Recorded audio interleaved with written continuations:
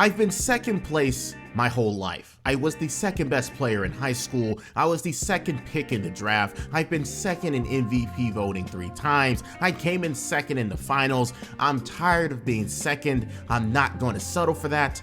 I'm done with it. In 2013, when he graced the cover of Sports Illustrated, this quote was meant to signify KD's turn of his career, where he would finally be known as the #1 guy. But only a few years later, we all discover as a basketball collective what that actually meant. And it meant that he was going to get to the top by any means necessary. In the beginning, KD's legacy was in the stratosphere. A multiple-time scoring champ, a one-time league MVP, and multiple All-NBA and All-Star appearances, and was even regularly making it to the conference finals. He was meant to take over the Western Conference in one of the smallest markets in the NBA, but once he donned the jersey of the Golden State Warriors, the image of Kevin Durant is forever tainted by this decision, and after he left, the deserved downfall of Kevin Durant's legacy began. For making multiple big threes that exploded in his face, not making it past the second round even once, skipping town to another fabled situation to fail once again, and now the biggest peak of his legacy falling apart is him missing the playoffs this season with the Phoenix Suns and not even making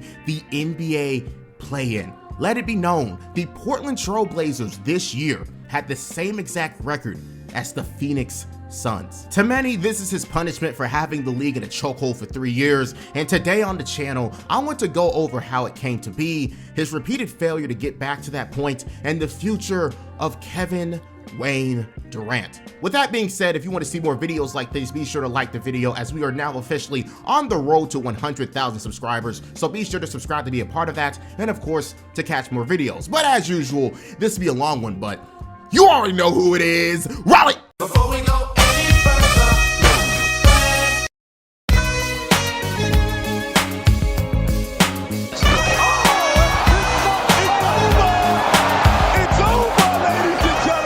card collection. It's something that almost everyone has done at one time. Whether it's collecting Pokemon cards and trading with your friends at school, or showing off your sports collection binder with all the new cards and players you got. And with the craze of trading cards coming back as a trend, I bet you're wondering, how can I get back into that again? Well, dear viewer, let me tell you about today's video sponsor, Arena Club, the ultimate online marketplace for all things trading cards. Whether it's opening packs and learning the IRL value of a card right off the jump, getting an insight grading service to give you an in-depth analysis about cards you own, and of course, showing off your collection from the safety of your showroom. Speaking of showing off your collection, how about we go and see how my collection journey will start with a quick Ruby pack. Was there ever a doubt?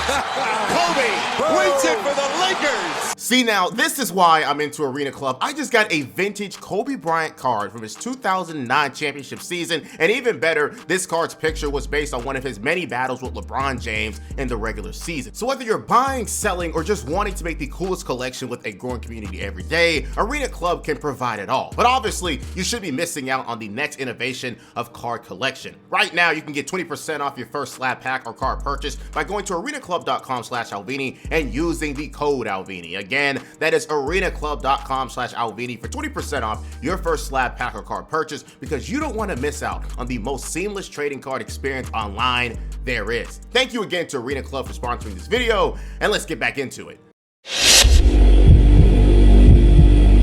Let's go back to the very beginning. 2007. Kevin Durant is drafted to the then Seattle Supersonics with the second pick of the 2007 NBA draft behind Greg Oden. Despite being behind him though, KD just came off of one of the most insane freshman college campaigns of all time at Texas, but he just also happened to be a part of the same draft class that owned Greg Oden, who had an awesome season at Ohio State himself. But anyone who was anyone knew the sky was the absolute limit for a young KD. Nearly 7 feet, can do anything on the court, and is a mismatch nightmare. And as soon as his third season, we just see how unstoppable he made himself to be winning the scoring title of 2010, making the All-NBA first team, and most impressively, being second place to LeBron James in the MVP battle. But while his individual success was taken off, The same could be said about his team success. The addition of James Harden, Russell Westbrook, and Serge Ibaka, all from the draft, would serve as a strong future core that was meant to stay together for years to come and to win many titles. And as soon as this year they were in the conversation for contenders every season, as KD and the Thunder made it to their first ever conference finals the very next season, losing to the eventual champions, Dallas Mavericks. But now stronger than ever after that run, KD once again ends up second in MVP voting, losing to LeBron, and now gets his chance to take down the person who is reigning supreme over him in the NBA Finals to try to spoil the Heat from winning a championship for the second straight season. However, the might of LeBron James won the Heat the championship in a very tight series, despite it only being 5 games. But this also solidifies KD as a legit leader of a basketball team. The Western Conference historically and right now is a bloodbath to get through, and he's shown himself to be able to take this team to the top or near for 2 seasons in a row. A little bit of maturing from the roster and a few more moves is all the Thunder need to become champions, and KD was supposed to be the one who took them there. KD was supposed to be respected as an all-time player and put OKC on the map in the history books as champions, but we remember how the story goes. The OKC Thunder lost James Harden due to money, Russell Westbrook will get injured in next year's playoffs due to Patrick Beverley, which didn't help them in their series versus the Grizzlies, which they lost. Then KD wins his first ever MVP in Russ's absence, averaging 32 points, but lost to the eventual champion San Antonio Spurs, and then the very next season was just a wash because of KD suffering his first major injury. But now the year is 2016. Russell Westbrook and KD are at their best as a duo. They end the season as the 3rd best team in the conference, and this can truly be the year they win a championship after multiple years of setbacks. And by how the beginning of the playoffs went, the Thunder looked damn near unstoppable, and you already know who was leading the charge in that effort. 26 points per game against the Mavericks in the first round and winning in 5, and 28 points per game against the Spurs, who were the best defense in the NBA that season, and beating them in 6. But now, arriving back to the conference finals once again, they have to face off against one of the best teams of the entire decade, the 2016 73-9 Golden State Warriors, led by unanimous MVP Steph Curry and his all-NBA teammates and Klay Thompson and Draymond Green. This squad trumps every single team that he has ever been against in his career. But if he expects to finally get his revenge on LeBron James, who's been terrorizing the Eastern Conference and is even making it back to the finals in Cleveland, he has to take down one of the best teams of all time. But guess what? He and the Thunder were actually shocking the world. The Thunder, with their equally high-powered offense, was able to overwhelm the Warriors and took a 3-1 series lead. Outside of Stephen Curry, the Warriors struggled to score like they used to be able to, while the Thunder would see Russell Westbrook star in 2 of the 3 wins, and KD score 33 in Game 3 for a huge one. In every win except one so far, they blew them out, and it set shockwaves around the league, making it seem like the Warriors were just probably frauds and they weren't as scary as people thought, at least when it came to the playoffs, or that the Thunder just had enough to actually take down this legendary all-time team. But that's when everything flipped upside down, and despite 71 combined points from KD and Russ, the Warriors controlled most of the game to win Game 5. Game 6 was headlined by the now legend known as Game 6 Klay, with 41 points and 11 threes, and seeing the star-studded duo in OKC struggle to score. And finally, in Game 7, we witnessed the 3rd quarter of hell, where the OKC Thunder only scored 12 points to the Warriors 29, and it was over from there, with Stephen Curry taking over the 4th with 15 points to see the Thunder blow the 3-1 series lead, and once again making Kevin Durant 2nd place. Okay, technically like 3rd or 4th place, but you know what I mean, 2nd place in the conference. Only one finals appearance to his name so far. He's seen the likes of Stephen Curry and LeBron James take over the league now, and despite the loss in the finals, the thoughts around the league was that this rivalry of LeBron James and Stephen Curry was going to have the NBA in a chokehold for a long time and become our version of Magic Johnson and Larry Bird. But if KD can take this team to their wits' end in a 7-game thriller, maybe, just maybe, the Thunder can cook up something to improve the team and take them over the edge. Because unless something miraculous happens, it's not like the Warriors will just improve that much more to become unstoppable, right? I mean, we saw Kyrie and LeBron take them down. If they can do it, you can do it. However, despite everyone believing KD was going to be an OKC Thunder for life and only being one game away from being in the finals and being considered a god slayer, he would make the decision that would forever taint his legacy and became public enemy number one to many on top of many people in the sports world. July 7th, 2016, Kevin Wayne Durant officially got tired of being second place and signed a 2-year deal to sign with one of the best teams of all time and make them 1,000 times better. This was so shocking to so many people, and for good reason. KD was literally one game away from knocking off the same team he is joining and literally did the whole if you can't beat him, join him thing that you only see out of a cartoon. This move from KD did two things to his public perception. One, it made everything he would do with this team absolutely invalid until he leaves, because we've seen super teams throughout history, but this is the super team to beat all super teams. And luckily for the Warriors, they had the big three on a small enough deal so that KD could be signed to this deal. Otherwise, we'd never even be talking about this in the first place. But just like LeBron's big three being formed out of sheer coincidence of the cap space situation in Miami and getting his friends to join him in South Beach, the same thing happened here where the big three in Golden State weren't being paid top dollar, so another star could join them for a few years. And number two, this move would forever tarnish KD's perception everywhere as a player due to what he did here, because to this day, I still believe this move says a lot more about him than anything. Just think about the quote that I said earlier after he lost to LeBron in 2013. To many, it was inspiring to hear that he would try his hardest to become number one, but only a few years later, we see what he actually meant by that. He was willing to do anything necessary to become number one, and that even included ruining parity in the NBA for the next couple of years. But I won't even waste your time talking about the few years he had with the Warriors, because they absolutely bulldozed the NBA. 2017, they owned a 67-15 record and swept the Western Conference playoffs, not even losing a single game, and made a fool out of the Cleveland Cavaliers in a 4-1 series win. And you already knew what that meant. For the first time in his career, KD was a champion and would be in the history books, becoming a first-time Finals MVP. And despite cracks in the foundation showing itself for the Warriors with injuries, their 2018 record was pretty similar, 58-24, and the only team topping them were the Rockets, who were just playing their own game, but they would once again bulldoze the West until their legendary series against the Rockets came through, where they won in 7. And again, making a fool out of the Cavaliers in the sweep, and for the second straight season, Kevin Durant will be a Finals MVP and an NBA champion. In the history books, yes, but to most people outside of San Francisco and Oakland, we all knew it just wasn't fair. Even NBA players years later just couldn't stand how this move came to be and how they slapped around the entire league. Y'all won a lot of championship, but it was lame as For 4 or 5 years, there was a media run, and there was a hype train of a franchise running through, which were the Warriors. Yeah. And that was KD doing that. You know what I mean? There's just certain points where it just seemed unfair. We're not knocking it, to each their own, but it was just like, you had to wait until this narrative ended in the moment of history. Man, we still don't get no calls though. So when they start, I'm not knocking it, but at the same time, I'm still playing against Andre Iguodala, Steph Curry, Kevin Durant, Klay Thompson, Draymond Green, and whoever else. Like, that's like playing versus MJ, fool. Like, it still don't make no sense. It doesn't justify anything. And y'all won a lot of championship, but it was lame as So, like, literally, Steph just won one by itself. Steph just won one by itself. And that's perfectly fine. I'm talking about when you lame ass did that for 2 or 3 straight years. That was lame as Was that us?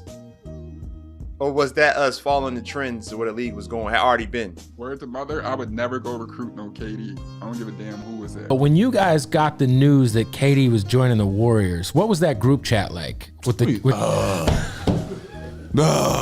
this nigga. That's how it was, bro. It was just like, because you know you're gonna have to see them in the finals. I'm like, for what? That's how we all looking like, huh?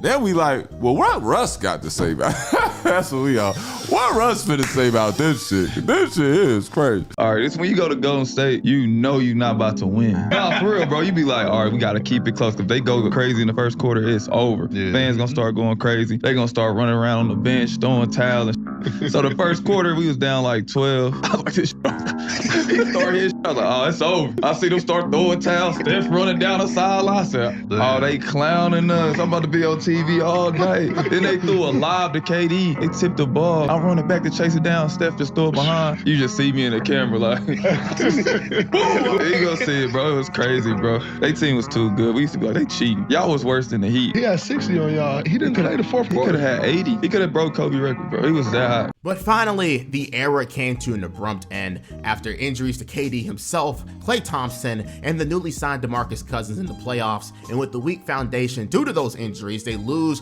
to the Raptors and the 3-year run ends. KD didn't appreciate the treatment from Draymond Green and the doctors in Golden State that pushed him to play when he wasn't good enough, to which now means he will be out for the upcoming season. And soon during the offseason, he'll be traded to the Brooklyn Nets to form a new big three with himself, Kyrie Irving, and an aging DeAndre Jordan. Everyone can now breathe a sigh of relief because the thrashing of the NBA from the Warriors can finally end. But to the people focusing on KD, this move was treated as a redemption era of some sorts, especially by the media. With this move, he can now go and attempt to prove to the world that he can win a championship without an overwhelming advantage over everyone, because we all can still say he's a top 10, top 5 player in the league, but he is yet to prove that he can actually win on his own. Of course, he could have done that in OKC, but fuck them, I guess. So with 2 championships and 2 finals MVPs on his resume, he can now begin his 30s in a new situation to try and become the player a lot of people wanted to see out of him. But to many, it was hopefully going to be a chapter of where he receives the deserved downfall of his legacy more and more, and we're just all going to have to wait and see how this next era of his career starts and ends.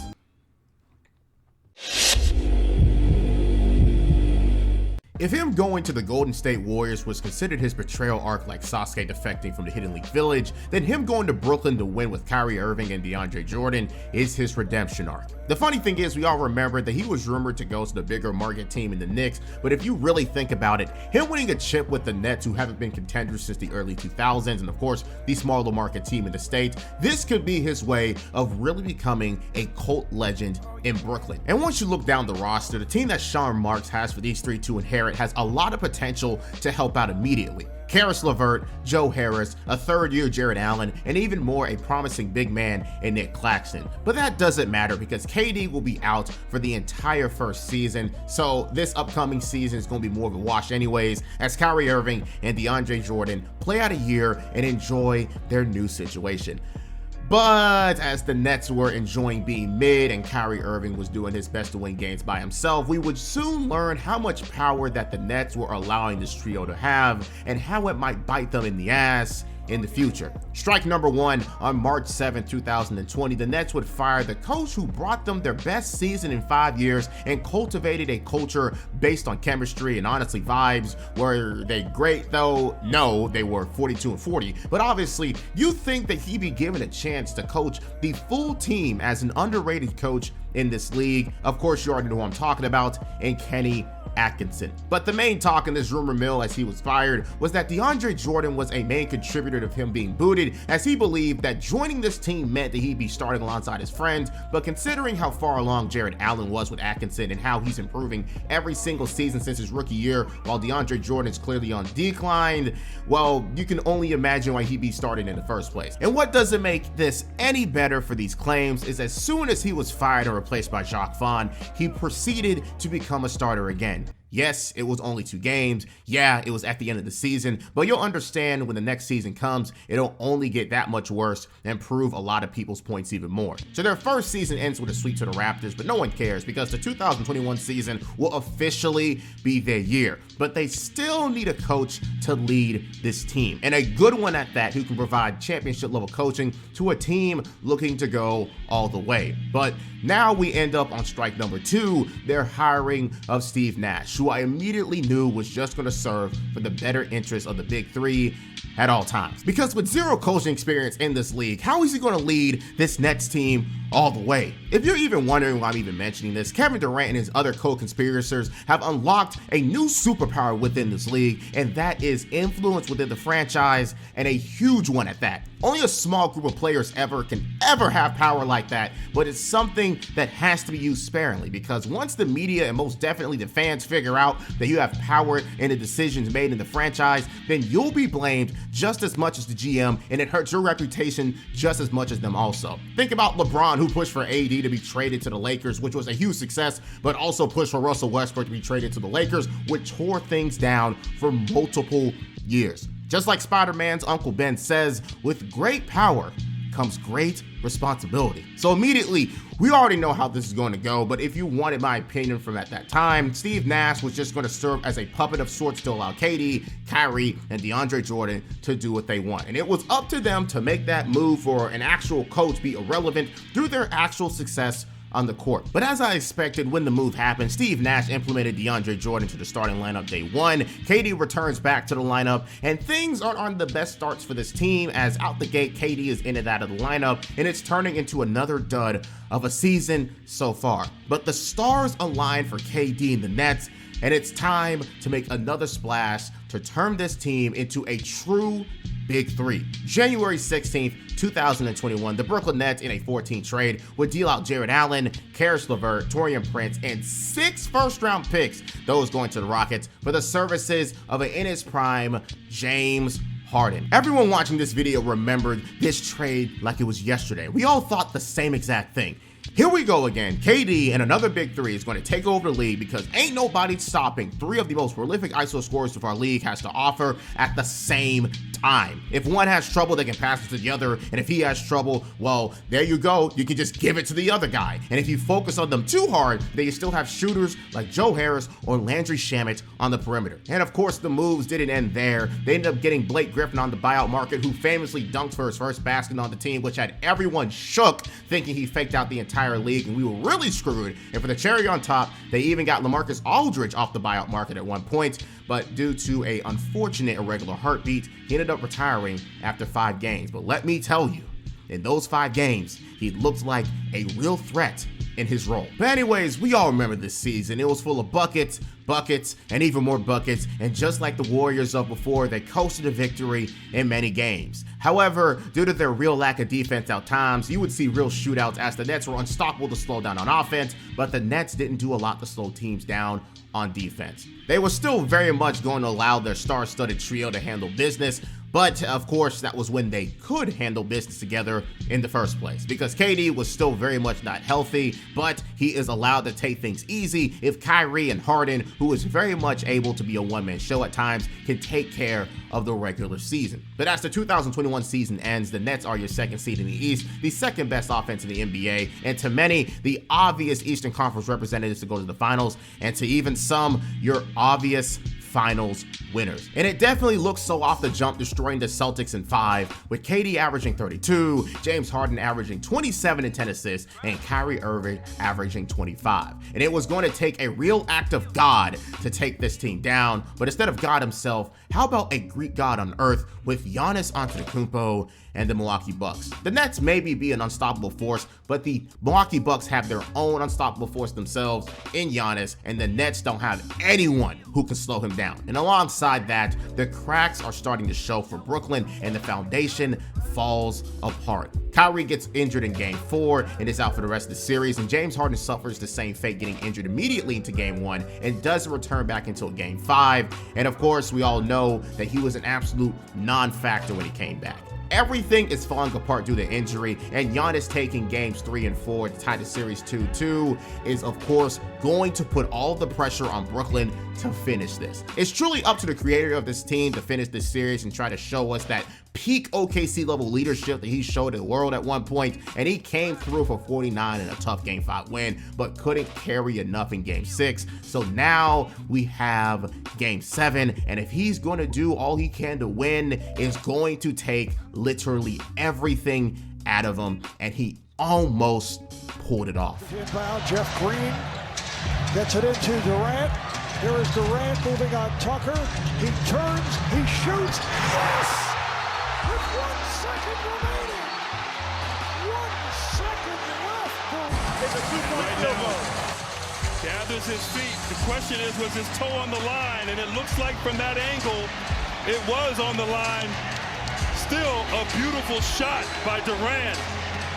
Off balance, fading away. Tucker in his face and able to concentrate and step up.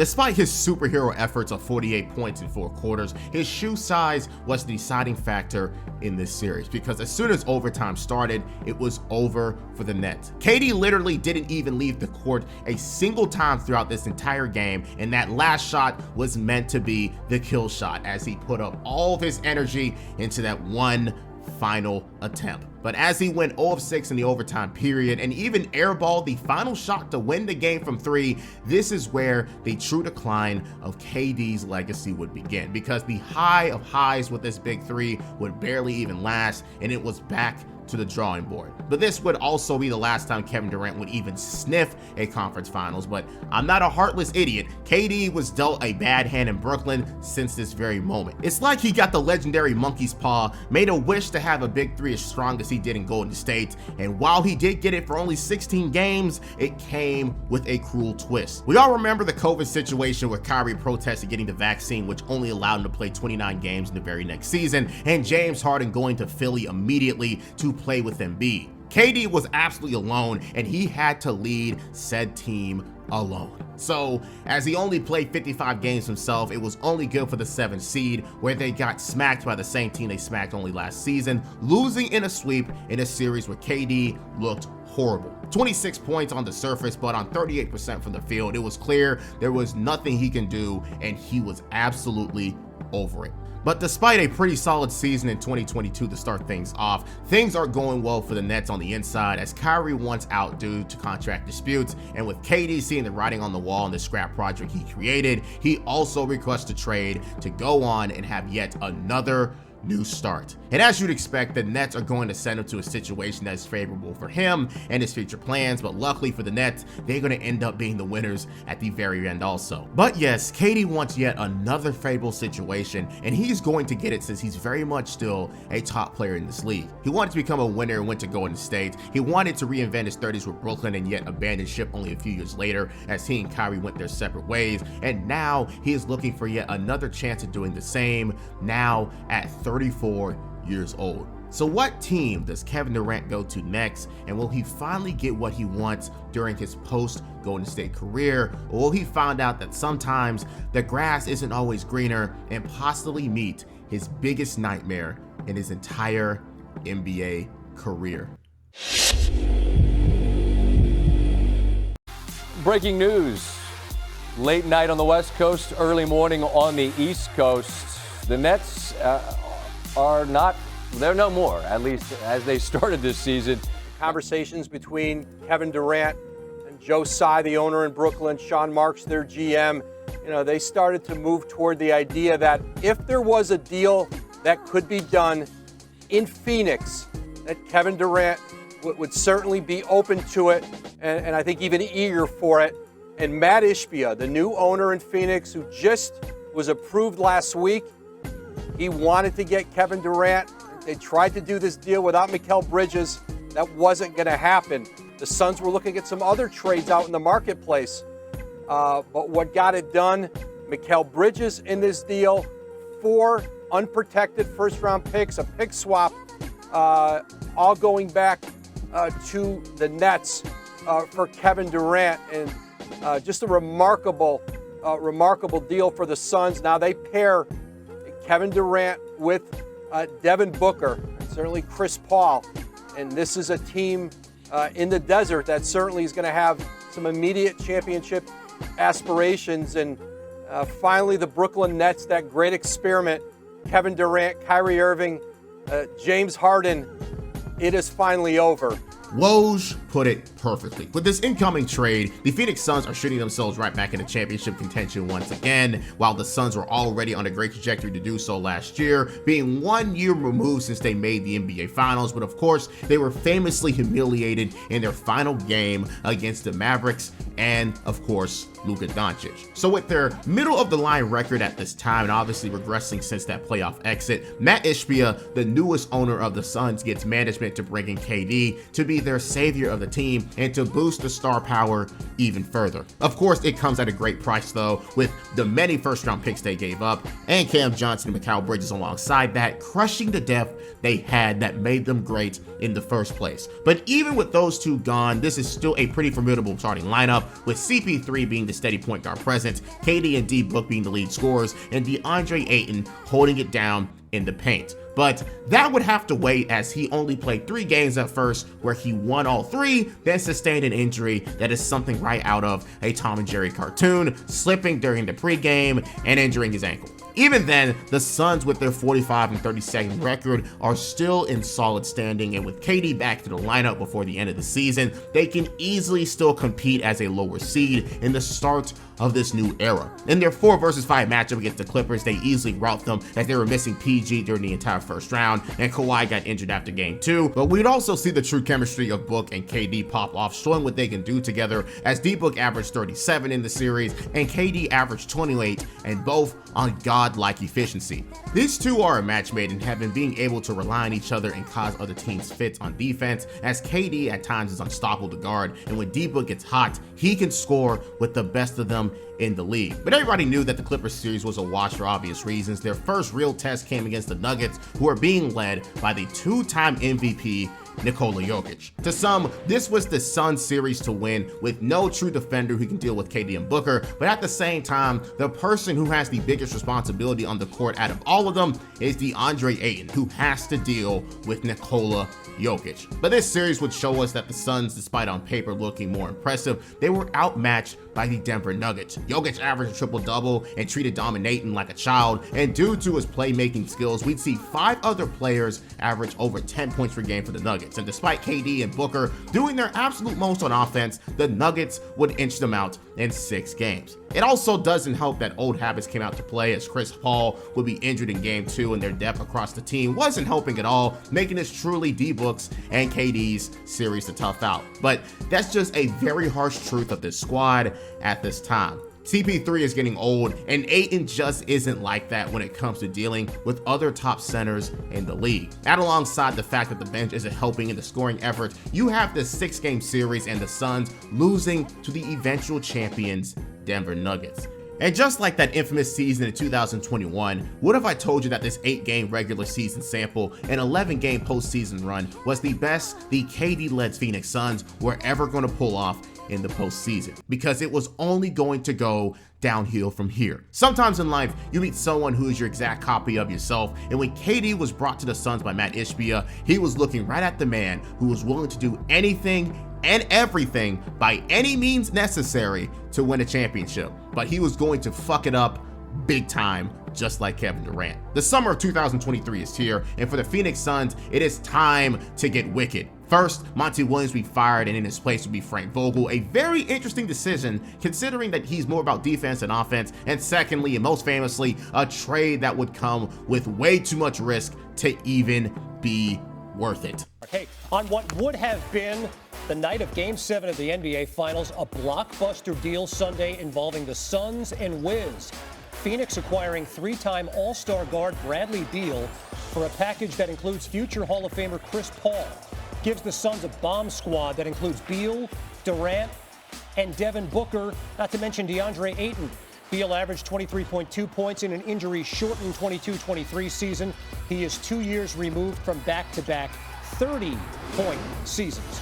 Oh yeah, the reactions were the same, just like the Harden move to the 76ers. The Suns were about to take over with this big 3 led by KD and 2 other top bucket getters in the league. But man, oh man, Bradley Beal was quite the expensive man to trade for, with this supermax contract and a no trade clause. But Matt Ishbia is rushing for that Larry O'Brien trophy, and he's willing to do anything to get it, even if that anything means trusting a potentially hobbled Bradley Beal and risk the fluidity of this team, forcing D-Book to play point guard once again. Because while this team is talented, they also have to work together like a true big 3, and of course, when it comes to the best big 3s of all time, they all have enough fluidity to work and coexist with each other. But when it comes to Devin Booker, Bradley Beal, and KD, I cannot say that is going to be the case. But now for our third wicked move, the trading away of DeAndre Ayton for Jusuf Nurkic and Toumani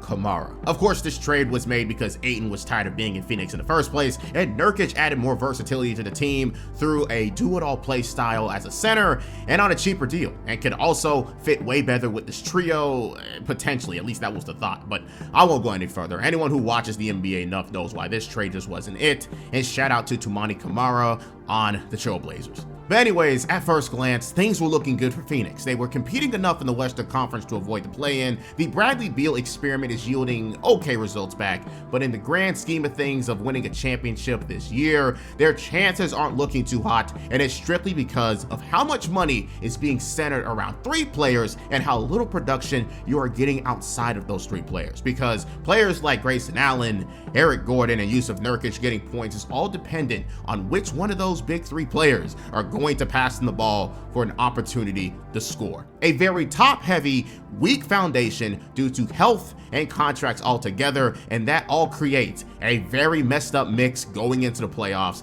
and it has a high level of being exposed in the postseason. Unlike in Brooklyn, where he came into a young and promising team, it was then neutered into something much weaker that relied on KD and Kyrie more and more. Now moving into Phoenix, it was the same thing all over again. Sure, KD was traded for McCall and Cam Johnson, but as soon as the Brad Beal trade came to town, it was over from there for this team long term, especially as Bradley Beal would eventually decline. But going into the playoffs as the 6th seed, they were favored to beat the 3rd seeded Timberwolves, mainly due to their contrasting play style and of course the offensive firepower of the Suns alongside their experience. But oh my God, did the Phoenix Suns' weaknesses get exposed by Minnesota. Once again, Devin Booker and KD played to standard all series long for the most part. Credit where credit is due. But at the same time, it's the same issues. The foundation wasn't there, and the depth did absolutely nothing. That and the Suns' defense was lacking all series, and the Timberwolves for sure stepped up their game in this series. And with the final dagger coming in Game 4,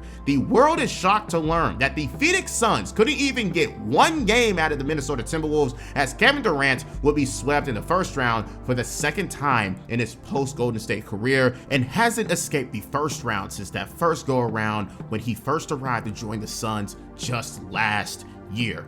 And guess what? It won't get any better from here. 2 years in a row, we have yet another head coach firing as Frank Vogel will get canned for yet another former Coach of the Year winner, Mike Budenholzer, who is known to have a tried and true championship system, and it's time to see if something can be fixed in Phoenix, Arizona. But anyone who is anyone knows the problems that plagues this squad are all from the top, and it was going to show itself once again, but in even worse manner. Going into the 2024-25 season, the Suns are once again thought to be a contender in the NBA sphere with their big 3, despite what they showed us obviously in the playoffs. And in the beginning parts of the season, it was going smoothly with an 8-1 start to the year, but once again, as soon as a pillar of this tower breaks, everything falls apart. Bradley Beal gets injured on November 12th. The team immediately goes on a 5-game losing streak, and it's like just as soon as that injury happens, the madness in Phoenix starts to derail the season more and more. From Bradley Beal coming off the bench to try to get this team to win again, to the many lineup changes Budenholzer tried to implement to create a spark to the season, to the outright taking Jusuf Nurkic out of the rotation and trading him later, things were so bad that the duo of Kevin Durant and Devin Booker didn't even make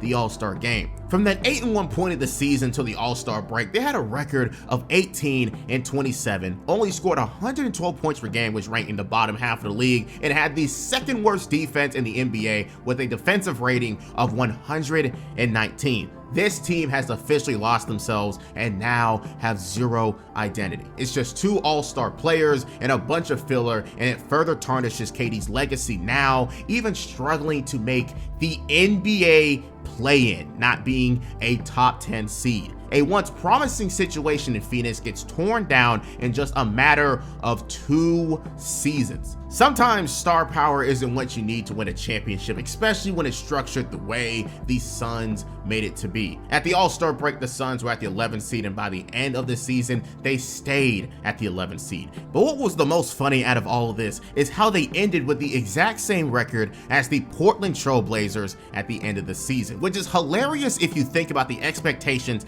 and talent these two teams have. Yet another blow to the legacy of Kevin Durant, as it is showing he can't even win or make the playoffs damn near without going to a favorable situation. And guess what? You wouldn't be surprised to know that reports are already coming out that Kevin Durant is leaning towards leaving again from the Suns to a new situation during this upcoming summer. And guess what? The cycle will most likely repeat itself once again. Will teams ever learn what happens when you employ a soon-to-be 37-year-old Kevin Durant, who is about to make $56 million on an expiring deal next season?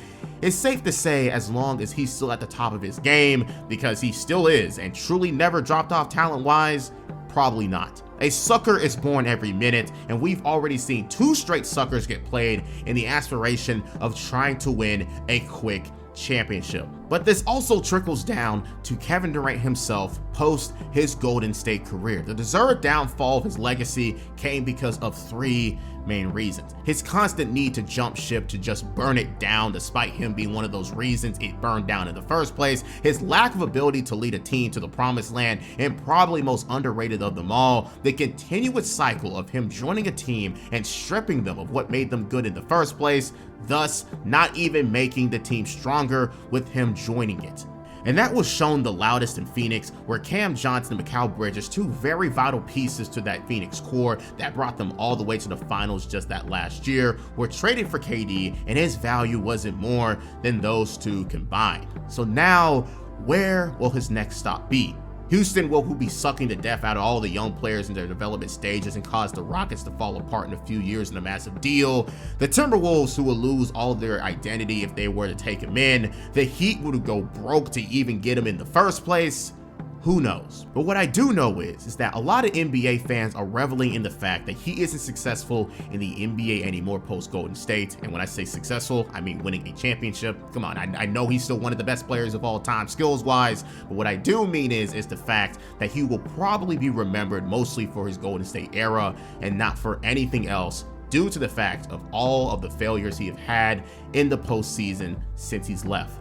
And with everything he has gone through after the fact, it is completely deserved in every single way. With that being said, tell me what team or player retrospective you'd like to see next, your thoughts on this video and topic, and until next time.